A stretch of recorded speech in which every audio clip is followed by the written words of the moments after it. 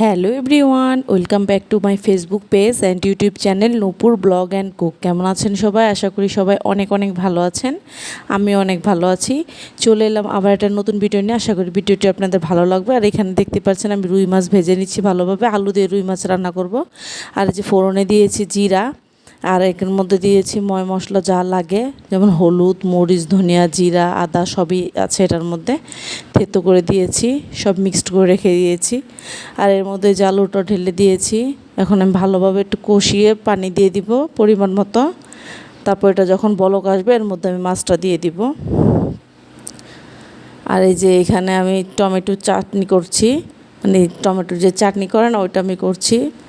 এখানে পেঁয়াজ আর হচ্ছে কাঁচামরিচ, লবণ, হলুদ, মরিচ, হালকা গুঁড়া মরিচ দিয়েছি, রাঁধুনি মরিচ দিয়েছি।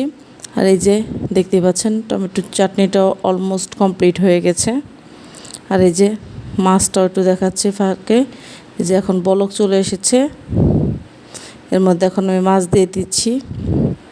আর এর মধ্যে বলে রাখছি, যারা ইউটিউব চ্যানেল থেকে আমার ভিডিওটা দেখছেন প্লিজ আমার ইউটিউব চ্যানেলটি সাবস্ক্রাইব করে দিবেন আর সাথে থাকা বেল আইকনটি ক্লিক করে দিবেন, যাতে করে আমি নতুন কোনো ভিডিও আপলোড করলে আপনাদের কাছে সাথে সাথে নোটিফিকেশন পৌঁছে যায়, আমার চ্যানেলের ভিডিওটা আপনারা দেখে নিতে পারেন। যারা ফেসবুক পেজ থেকে দেখছেন চাইলে ইউটিউবে গিয়ে আমার চ্যানেলটি সাবস্ক্রাইব করে দিতে পারেন।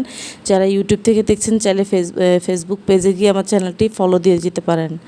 আর এই যে এখানে আমার ছেলেদের জন্য সন্ধ্যায় আমি নুডলস রান্না করেছি, আর এটা রান্না করেছি আমার জন্য, আমার বড় বোনের জন্য। ওরা খাচ্ছে ম্যাগি আর আমরা খাচ্ছি কোকোলা নুডলস।